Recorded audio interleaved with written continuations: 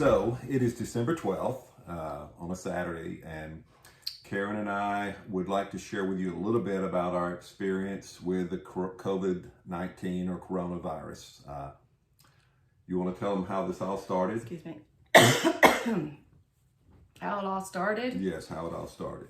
Our son David, he's having his house redone, so he's staying with us. We're actually redoing his house. Yes. We're gutting it. Yeah. And he's a paramedic, and he's made it through all these many months since March of 2020 without getting it. Well, he succumbed to COVID, and we got it from him. That's how it started. November 16th. 16th. Yes, he went to work and tested positive with the rapid test. So they sent him to the Huntsville Flu Clinic to get the more intensive test that's more accurate. He sent us a text message, let us know that he had tested positive, and he was not feeling good. This was a Tuesday morning, I believe it was. It might have been the 17th. That Tuesday morning when he actually tested positive. I think he actually started feeling bad the 16th, which was a Monday. And so I got the text and text and immediately informed all my employees. I manage a commercial paint store. It's a pretty good sized store, and we're very busy, but I informed all my employees that my son had just tested positive. So we went back, and everything that I had touched that morning, we just soaked it with disinfectant. You just shaved your beard off. Yeah. I just noticed it. I shaved my beard off a week ago. Are you serious? Yes. I've lost my mind. Okay, go ahead. It's the it's the COVID fog, which we'll talk about in a minute. Oh my gosh. And so, yes, I shaved it because I grew it back in March. We had all planned on going on, just to tell you the story behind the beard, because you guys have only seen me with a beard. We'd all planned on going on vacation together, Karen and I and our grown kids and the grandkids. And of course it got canceled because of the COVID outbreak. And so I went ahead and took the week of vacation and grew a beard because I was lazy, and she liked it. So I didn't shave it. And so I said, I won't shave it until the Corona thing is over. Well, I think it's kind of over for us now. I hope to the Lord Jesus Christ that it is over for us and we don't go through that again. But anyway, he tested positive. I think probably the 17th, it was a Tuesday, if I remember, get my days correct. And of course, I called my regional manager and said, hey, my son's tested positive. He lives with us. What I need to do, of course, they told me go home, quarantine, which we did. And David became very ill. He's 33 years old. He's in tremendously good shape. He's a cyclist, long distance cyclist, eats right, takes really good care of himself, works out. Karen and I feel like we're in good shape. I've run 10 marathons. We hike, we're avid hikers. I also play in a tennis league. So we're very active. We try to eat correctly and take care of ourselves. And so my whole view of this Corona thing was we're in good shape. If we get it, we'll just have a mild case. I didn't think I'd ever get it though. Well, I thought we might get it. It was interesting. The Monday before the Tuesday, when my son sent us a text saying he tested positive, I told my assistant manager that day when I left work, I said, Carl, it's only a matter of time before somebody here gets it. I did not think it would be me. But me either. So my thoughts were I have friends that have had it, that have had relatively mild cases, so I assume the same. Even people our own age that have had it, that were not very sick, cold-like symptoms. So that's what we assumed that would happen to us. I mean, we wear our masks, we wash our hands constantly, we don't go to big old groups. Nope. The only place we go where there's larger groups is church, and there we've been very careful to social distance, to wear masks, to sanitize. We actually have people that open the doors so people don't even have to touch the doors when they come in on Sunday morning. So we've been pretty good about trying to, keep from spreading it, or if we got it, and protect ourselves from getting it. And so we knew when he had it here at the house. I had actually worked with him over the weekend, helping to redo his house. We had actually been putting subflooring in his kitchen, and so he and I had been close contact with each other. So I knew if he had it, I'd been exposed probably. So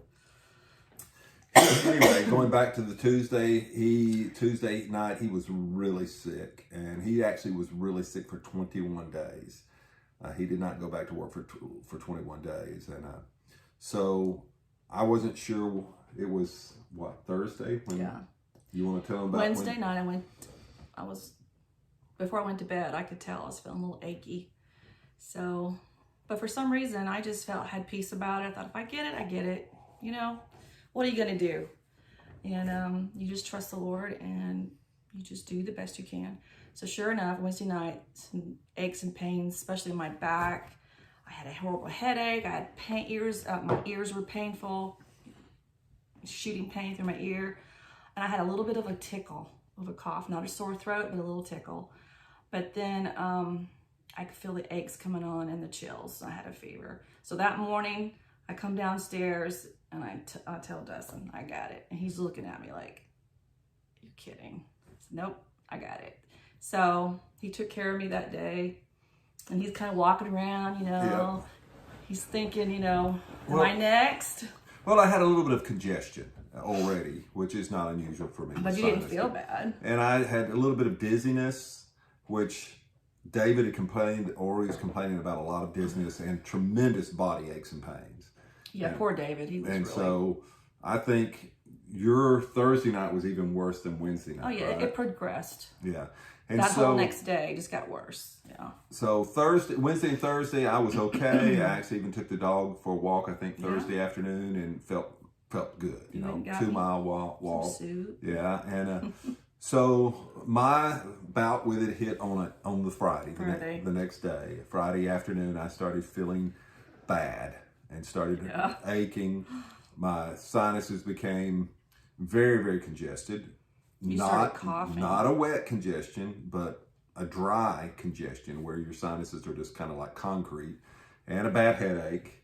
And so that night, the fever really came on. And that was common for my whole thing with it, was the fever to come on at night. And so... he was shaking like a leaf and chills. It was pretty sad. And my heart rate was up. My heart rate's normally, my resting heart rate's about 62. It's usually pretty low, and it was running around 90. So I knew that I was getting sick, and I don't think I slept very much that night. And so then Saturday, the next day, I pretty much sat on the couch all day long with a terrible headache, sinus headache, hurting all over, feeling very weak. Was lay around and moan and groan. And moan and groan. And we have grown kids. They brought us food, and it's like, can't even taste or smell it. Oh, I did lose my taste and smell like 2 days into it. Yeah. But you never did. I never did. David and her both lost their taste and smell, and it's just now coming back 3 weeks ago. A little bit, yeah. Yeah, where they can taste and smell. They also got the COVID brain fog. Oh, yeah. I've never experienced I swear, fog. I just know. He has his beard's gone. It's been going for over a week. Dustin? Yes, it has. It's been going for a week. Yep. I want it back. I thought she knew. I swear. I thought she knew. It's been going for a week, at least a week. So it's really the struggle's real. And so Saturday afternoon, I started getting chest congestion. It came on very suddenly. I started hacking up gross stuff. It was He drove me nuts with his coffee. It was white, and there was a lot of it, and you cough constantly. Yeah. It tasted like something metallic. Yeah, It had a tremendously awful taste to it. And so Saturday night was really bad. Yeah, it was. For both of us. We were both really sick Saturday night. And Sunday, I felt better in the mornings. When I got up Sunday morning, I felt a little better. What about you? Do you remember that? That's been 3 weeks ago nearly now. I felt like someone had beat me. I remember you talking about being really sore. Achy. I was hurting, but I wasn't really sore yet. And so Sunday, we got through Sunday. Sunday night was rough. Monday, which was the Monday the week before Thanksgiving, I actually felt really good when I got up. And I decided that day I actually needed to go get tested. So it was like my 5th day and your third or something like that. Let's see, Friday, Saturday, Sunday, Monday. It's my 4th day, your my 5th day. I was starting to feel a little bit better on the 5th and 6th day. And so I went to the flu clinic. very cautious to go in there. They checked all my vitals. All my vitals were good. My blood pressure was low, which, it normally runs a little high. My heart rate was good. My temperature, no fever. Of course, they did the nose thing. It wasn't that bad. But so I got out of there. I drove home. It was like 2:30. And I thought to myself, I've got this thing whipped. A little cocky, weren't you? Yeah, I did. I really thought I was going to get over it. I really thought I was actually getting over it. This isn't fair. I was thinking to myself, why are you... And so I really felt good at 2:30, 3 o'clock in the afternoon. Yeah. Well... Yeah, what happened? Well, about dark, I went off a waterfall. I was making us food, and I looked at him. He looked like white as a ghost, coughing his head off. And I thought, okay, he's gone down. He's got that, whatever you call it, storm or whatever. Cytokine storm. Yeah. And scared me. I'd been taking vitamin D, zinc, all the things they try to say to take. Me too. To keep from getting it. And we started taking an aspirin. Actually, I guess it was Monday morning when I went to the flu clinic, she actually called our doctor, and he had called in a couple of prescriptions for us, some steroids and zithromycin or Z-Pak, and told us to take an aspirin every day to keep from getting blood clots. Of course, I already take a baby aspirin, so I just upped that dosage a little bit. So, just a baby aspirin. Going back to that story, Monday night, I went over the waterfall. It was terrible. I don't think I slept at all. It's really a strange virus because your temperature is not that high. Mine was maybe like 100, but you would be freezing to death. Literally felt like you were freezing. Shaking. You would shake uncontrollably. I mean, I would touch him and he'd like this. And so that's crazy. All that night, I stayed awake. I don't think I went to sleep till early Tuesday morning, maybe 5 in the morning or something, and slept a few hours. Tuesday morning, sometime got up like 10 o'clock or whatever and just felt really, really bad. And Wednesday was more the same. Tuesday night was the same thing. And then Thanksgiving Day, which was, Friday, Saturday, Sunday, Monday, Tuesday, Wednesday, Thursday. That was 7 days in for me. I was still sick. Yeah. And I thought I was getting better. Not as bad, but I was getting better Thanksgiving Day. Weak and stuff. Our kids did cook a big Thanksgiving feast, and they brought us over some food that afternoon, left it on the doorstep. We tried to enjoy it. And she couldn't taste anything. And by then, I had developed another symptom, which was my stomach. Oh, yeah, I had that too. My stomach had become very inflamed, and I had a lot of stomach pressure, had a lot of pain in my chest. A lot of pain in my body. One thing I didn't share, and I meant to share this, was Wednesday morning when I got up, the Wednesday before Thanksgiving, I took a shower, and I literally could not dry my back with a towel. My back was so sore to the touch. My body was so sore everywhere that I tried to dry it and literally could not. I couldn't do it. Hypersensitive. It was hypersensitive. Yeah. I was hypersensitive all over. And so, Thursday, Thanksgiving Day, I did think I was getting better. I did enjoy the food somewhat. But then again, Thursday night... It wasn't as good as my turkey, was it? No, it wasn't as good as her turkey or her dressing. They did a great job, though. It was good, but not as good as hers. And so, of course, we were sick as a dog, it's hard to really enjoy anything too much. And, so Friday was not a good day for me. I think actually Friday, did you start feeling better the Friday after Thanksgiving? She actually started coming out of it the Friday after Thanksgiving. I decorated, I think. No, I didn't. Yes, I tried to decorate. Was it Friday or Saturday? Something Maybe like that. Saturday. We got the Christmas stuff down. I think it was actually Saturday. Oh. I put away the fall stuff. I did something. I felt good, but go ahead. So it was probably Saturday that it was Friday or Saturday one. She did some decorating. She started feeling better. I, on the other hand, got worse. Saturday night was really, really a bad night. And David is still sick too at this time. David, we had already seen him. He maybe was up a few hours a day, and then he was back in the bed, sleeping for hours on end. For me, it was really hard to sleep. I didn't sleep much. I was in such pain. My stomach was in so much pain. My stomach had just gotten worse and worse. There was a lot of pressure, a lot of pain in my diaphragm area, in my intestines, just, a lot of pressure, a lot of, just like acid. very, very painful. Other places in the body, still congested, still coughing up stuff, still headache. It was, and Pretty so Sunday morning, I actually thought, and this was the thing. It's about this virus, and I think many people that have gotten it really bad, like we did, have said the same thing. You start feeling better during. You think you're feeling better. And think you're feeling better, and maybe you are. Only in the evenings to go like off a waterfall again. You just, all the symptoms come flooding back, and you get the fever again, and you get sick again, and you get the chills again, and you start hurting again. And so Just tricks your by body. Sunday morning, I woke up and I thought, okay, I'm feeling pretty good. I actually went online. Our elders meet together on Sunday mornings to pray, usually at the church, but you can also go online by Zoom. So I met with them that morning. I prayed with them, and I told them, I said, I think I'm feeling better. that afternoon, Karen said, let's go for a drive. So she drove me around. Get him out of the house, go get some coffee or hot chocolate. He didn't even want that though, but go ahead. I had a Coke. We did stop and get a Coke.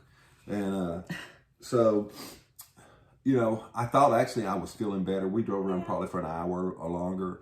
And that afternoon, got home probably about 3 o'clock. And by 5 o'clock Sunday evening, which was my day 10, I was in a bad way. Yeah, I was making dinner and he came in there and he said, something's wrong. I just feel bad. I said, well, we're going to the hospital. I called the ER and said, I told him how he's feeling. He's feeling worse. This is day 10 or something. It was day 10. And she said, well, it's better safe than sorry. Please don't just hesitate, because we'll be taken right in. He won't have to wait too long. So I talked him into it. Yeah, she did. And I was really beginning to, with this amount of chest congestion I had, his head off. that very painful to cough too, very strange sensation in your lungs, kind of a pulling, burning sensation when you would cough. And I was really worried about getting the pneumonia that goes along with it like so often. Many people get. And so they said, come in, let us check you out. And so they were slammed in the ER at Huntsville Hospital, but they were very, very professional. They knew I had it because I had gone there to the flu clinic. So it was in the records that I was positive. So they kind of separated me out from anybody else that was coming in. Got me into a room pretty quickly. Yeah, they were so good too. And they were very, very, very professional, very, very kind to me. Treated me. The nurses were just awesome. All the nurses I dealt with, 4 or 5 different ones. Got into the ER, into a room, a sealed up room, and the nurse was doing something to the back of my arm. I thought she was trying to draw blood, so I asked her, I said, why are you trying to take blood out of the back of my arm? She said, I'm not drawing blood, I'm going to put an IV. And of course I was like, well, why do you need to put an IV? She said, well, we may have to give you some medications. So I said, well, put it in the front. And she said, oh, well, most people would rather have it in the back. I said, I'd rather have it in the front. Just do it. And she did it. I didn't even feel it hardly. Just a very little prick. A nurse named Kyra, she was very, very nice. I kidded with her. I said, I bet you've done 1,000 of those. And she told me, said, I think I've done 1,000 of them today. Wow. So it was a long shift for her. And they're working under, they've got the respirator on, the full face respirator. They've got the face mask on. They've got gloves. They've got gowns over their scrubs. I mean, they're... Can you imagine how hot that is sometimes? It's got to be... Fortunately, I think that night it was cool outside. It was pretty cold outside, so it wasn't really warm in the ER. But, they checked me all out. They did take a lot of blood, about 6 vials. They can tell now in the hospitals by doing blood panels and checking certain markers in the blood, like 8 or 10 different markers, whether you're headed really south. They're pretty accurate with that now, about 70%. So they did a chest x-ray to see if my lungs were actually filling up. And after about 4 hours, they gave me some pain medication and about 4 prescriptions for different things and sent me back to the house. And one of the nurses told me, I said, well, this is day 10, and I'm like, I feel like I should be getting over this, but I feel like I'm getting worse. And she said, well, I had it in July. She said, days 10 to 14 are usually the worst. In fact, a lot of times people end up in the hospital on day 10. So, because it turns into pneumonia. And so then that made me feel relieved that I came to the ER and wasn't just wasting everybody's time, which I didn't really want to go because I didn't know if I was bad enough to go. Sorry. And so that kind of made me feel better. And the pain medications and stuff they gave me did make me feel better that night. I think Sunday night was a better night, but she was right. The next 3 days were not good. Something else I had started experiencing by then was this deep depression. Yeah. That's really what he wanted to come on here to really tell people that when people are sick and they're depressed, that's when you need to rally around them and really be there. And we had a lot of friends that were calling us, text messaging us, emailing us, praying for us. Many people praying for us, because I was sharing with people that, you know, that this thing was really getting old, and I thought I would be over it. She, thank God, by then, by day 9, day 10, she was really starting to feel better, and I was actually getting worse. And so the next 3 days were really not good. Every night was the same, fever all night. And David is still sick too. Yeah, David, at least he was able to sleep. I was not able to sleep. I did not sleep at night. I didn't sleep much at all. They did give me some Zofran at the hospital for my stomach, and that helped relieve some of that, you know, pain that I was experiencing in my stomach. And so I guess it was day 13. It was on Wednesday night. I had it. Yeah. He was really down. I've never seen him that way before. So that's it's very frightening when you see someone that's never like that, just at the bottom.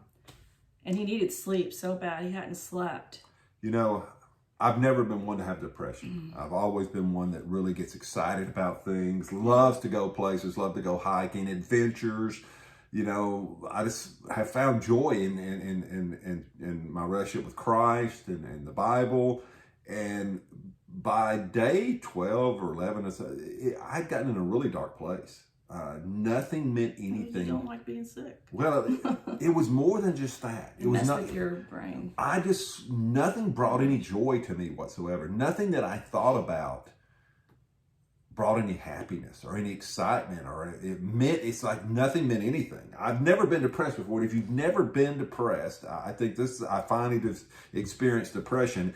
It's absolutely horrible. And it came on so fast. It did come on fast. And I knew the virus was causing this, but it could not shake the feeling of just meaninglessness of life. And I'll be honest with you on this video, if I experienced that for months on end, I could see how a person would kill him. Right. I really do. I'm just going to be honest with you. I used to be on people about drugs and everything, you know, but when I had a problem with gout in my knee, I could see how somebody, that pain was very intense when I had that flare up, and codeine pills, hydrocodone pills made that feel a whole lot better. And I remember thinking, I'm not as tough. I'm not as tough as I thought I was. But I'd never had depression before, and so I really feel like I tasted it for the first time, and it's got a little taste. It's really bad. It's clinical depression, you know, a physiological depression, which is what this was. It was really, really bad. So Wednesday night, I was just like, I have to get out. So I told Karen, I said, I'm going for a drive. It's 10:30 Wednesday night. I said, I just got to get out of here. Yeah. And so I drove around for about an hour. I listened to praise and worship music. I tried just to find anything to get my mind off of it. And I really started, after about an hour and a half, started feeling really, really bad. So about 11:30, I came back home, and one of my daughters had some Phenergan, and she had brought some by and said, Dad, try this. She saves her medication she doesn't use. And I took a Phenergan about probably about 11:30 when I got home. And by midnight, I was in La La Land. And I don't think I woke up maybe once until the next morning, about 10 o'clock or 11 o'clock. It was 14 hours later, honey. It was quite a sleep. And I got up, and I still felt drugged. I felt like I'd taken about 4 Benadryls. I mean, I felt drugged, but I knew something had changed. The cloud of depression and the feeling of overall pain was subsiding. It was going away. And so I actually got up that afternoon and got ready and went for a little drive about 2:30, 3 o'clock in the afternoon. And I knew, I still felt like I'd been run over by a Mack truck, but I felt like this was day 13 or 14, that I was turning a corner. Of course, there's still some fear that it was going to come back that night. And I did get a fever again on Thursday night. But I took another fever again, took a half of one this time. And I went to bed about midnight. And the next day, I actually slept on the couch. Most nights I slept on the couch. So the next day I woke up next morning and Karen looked at me and she was standing over me all dressed and everything. She said, "Are you going to get up?" And I said, "Well, what time is it?" And she said, "It's 2:00 in the afternoon." I said, "Honey, it's 2:00. Yeah, so I let him sleep because he needed to sleep. I had slept all through that night. I got up. Of course, it's crazy because, it gets dark at 5:00. So that's like 3 hours before it got dark. And by the time I got a shower and everything, it was already started. All the days and the hours, they all just started didn't running matter. together after a period of time. And so when you're trying to get well. I knew that day on Friday, even though I still felt bad and I still felt weak and my stomach was still bothering me, which it's still bothering me now. And this is 22 days out, that I had turned the corner. And I did actually go back to work Wednesday of the next week, which is this week we're in right now. This is Saturday. Yeah, this week. Shouldn't have been at work. Probably not. No, Wednesday was tough. Because he would come home and about 10 o'clock in the morning, Wednesday morning, I actually had to go into my office and lay down on the couch and take a nap. And then when I came home for lunch, I actually slept for about an hour on the couch. Well, that's good though. Yeah. You needed to do that. I was better off Wednesday afternoon. Thursday was a tough day. Friday, yesterday, was not as bad. But I still did not feel good. And I still don't feel good. The stomach's still bothering me. But I feel, compared to what I did a week ago, I feel 100 times better. Right. You just got to take it one day at a time. So we wanted to share all this with you because, 80% of the people that get this virus have no to mild symptoms. They have either no symptoms or asymptomatic, supposedly. Or like a cold. Yeah, or they have symptoms like a cold. And so that's the majority of people. And I know that there's all kinds of politics involved in this thing and people are maybe overreacting. Yeah. But for the other 20% of people that get it, it really, really, really makes you sick. Right. And that's what I was thinking I would get, just like a little cold. Me too. It's a little worse than a cold. What would you say is being sick in your life? I'm never sick. Yeah, no, she's not. And I get colds maybe once a year, but it knocked me down. But of course, he got it worse than I did. So I think men kind of have a tendency to get it worse. That is a stat. I had 5 babies, but that men do get it worse than women. We're bigger saps or something. But how would you rate it as being sick in your life? Well, it's the worst I've ever felt. I could always get worse. Like, I could have got pneumonia or could have got, like you did, where yours just lingered and kept going and kept going. But for the 7 days, and each day I think got a little bit better after 5, but it was pretty bad. So, because it makes you just feel, it's just, I can't even describe it. The pain radiates throughout your body. It does. There's a lot of things and it's intense. Weird pains. Like one day my arm throbbed. Like the second day it throbbed from here to my wrist. This throb for no one done anything to that arm. We had tingling. I had tingling in my lip and my chin, and that was disconcerting. I had a period this second week freaky. Where the back of my hands began to tingle and on my fingers. It spread up into my forearms, and then my feet began to tingle. And we don't overreact on things, but this is weird. Just weird, strange symptoms. And then when you can't taste or smell, that makes you feel like you're not alive. Yeah, and thank God I didn't get that. I didn't get the brain fog. Brain fog is real. She had it. She couldn't remember anything. Like I swear, I didn't know he shamed his And David couldn't remember anything. He complained about having the brain fog. And poor David. David suffered with aches in his head. Yeah. Really, really bad fog. And he said he just felt like he was crazy. And his head hurt so bad. And so he had, but I had the depression thing that came on, and I'm assuming even the tingling thing. I actually read where other people experience that tingling in the extremities. Was weird. And so there's a lot of symptoms with this virus. It's a new virus to our bodies, so everybody kind of reacts differently. Yeah. And 20% of the people get really sick. Out of that 20%, 5% of them end up in the hospital. And if you have underlying medical conditions or There's some people that had no underlying medical conditions that got the cytokine storm, ended up with a double pneumonia. Karen has a friend, 42, that has diabetes. She got it about the same time we did. She almost lost her life. Yeah, she was in intensive care 10 days, had too many strokes, and double pneumonia. Very, very, very sick. So I'm gonna thank God that He spared me that and you that. But there's people that do get this, and you can't be flippant about it. Yes, and that's the whole purpose of sharing this with you. Our attitude toward it has changed, because my attitude was, I'm in really good shape. It's not going to make me that sick. I'm not afraid of getting it. I wasn't. I thought that a lot of it was overreaction, and that we should just mainly protect those who have underlying medical conditions and old people. Yes, and older people.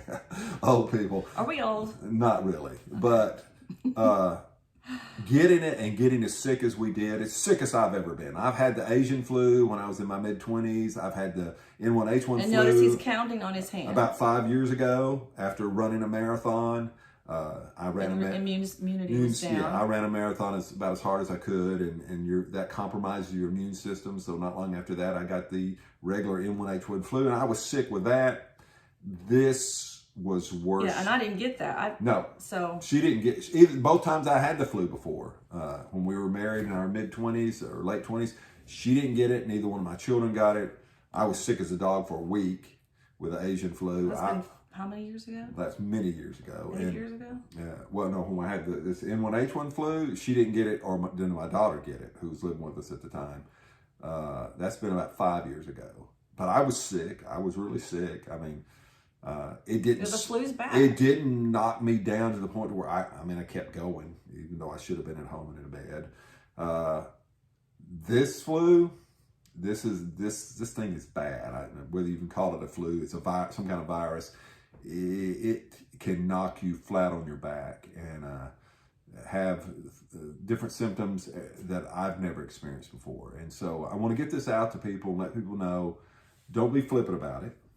Protect yourself as much as you can by washing your hands and whether you believe in wearing a mask or not. If your state says you should be wearing one, wear one. Build up your immunity. Yeah.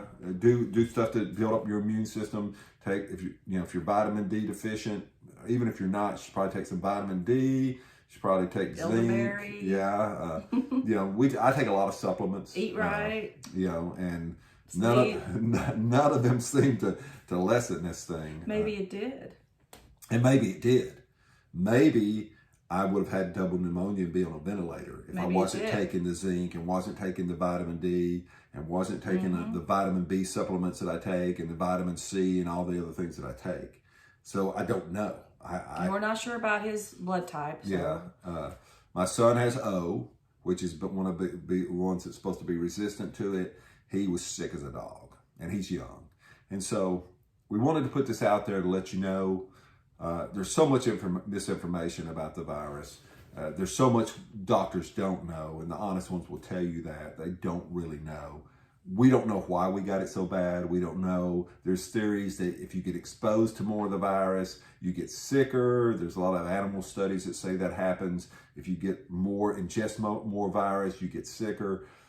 I don't know if that's true. There's other theories out there that has to do with your genetics. There's other theories out there that there's different strains of it. I almost feel that that's got to be the case, that there's got to be a milder strain and then a more virulent strain of it. And that's what we got, because we all three got sick as a dog. And we want to know if you've gotten it. Tell us your symptoms. Yeah, tell us your stories. Share your story. But, the vaccine's out there now, and that's a whole other thing, whether or not you take the vaccine. We have antibodies. Yeah, we have antibodies now. We don't know what we're going to do going forward. That will last. But I will say this. If the vaccine proves to be safe and this thing has the potential of coming back around, I will probably take the vaccine. We will pray about it before I experience that again. I would not. I don't have any enemies outside of Satan. But you don't want anybody. I wouldn't want anyone to experience the sickness that we felt. What I went through for two solid weeks of sickness, and still third week, I still don't feel good. But we really, at the beginning of all this started, I have changed my tune. I have changed my opinion. I'm more compassionate toward Yes. others. And for those that are fearful of it, I have Yes. compassion for people that are scared to death. I understand you're scared, but of course, you know, you have to have faith. I believe you have to have faith in the Lord and trust in Him to take care of you. At the same time, you got to do your part. Yes. And you don't need to be going out to all these places that you don't know.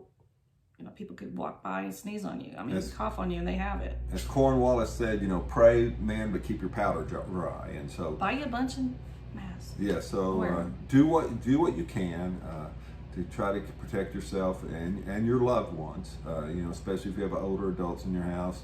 Hopefully, if you do get it, you'll get the mild version, and it'll Right. be Most you'll people do. you'll feel bad for 3 or 4 days, and then you'll be fine. But just let you know that you can get really sick with this virus, and I wouldn't want that on anybody.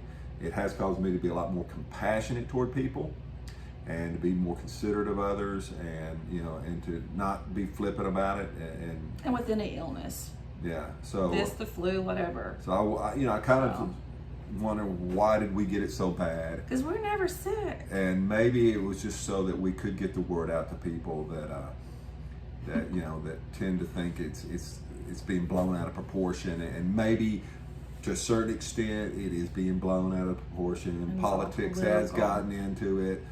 That's probably true, but at the same time, It doesn't matter. If it's a real thing, it's It still out It there. still is a real virus, and it can make you really sick. That's what we want you to know. Yeah. But you can get through it. You know, you're going to get sick, and you're going to experience some very bad body aches and pains if you get how we had it, and you know, you can't. And they're learning more every day. And so yes, they are, and so and developing more treatments, monoclonal antibodies, and all kinds of different things. So we'll get through this thing eventually, and we'll look back on it, and they'll learn more about the virus as it goes. But just And now we really appreciate feeling better, and yeah. we miss Thanksgiving, but we'll make up for it at Christmas. We did miss our babies, our Thanksgiving. children. I think that's the first Thanksgiving we've ever missed together as a family. I haven't held my grandbabies. Yeah, in 3 weeks. And they love their Grammy. Yep, and their yes Poppy. they do. Well, they love her more than they do me.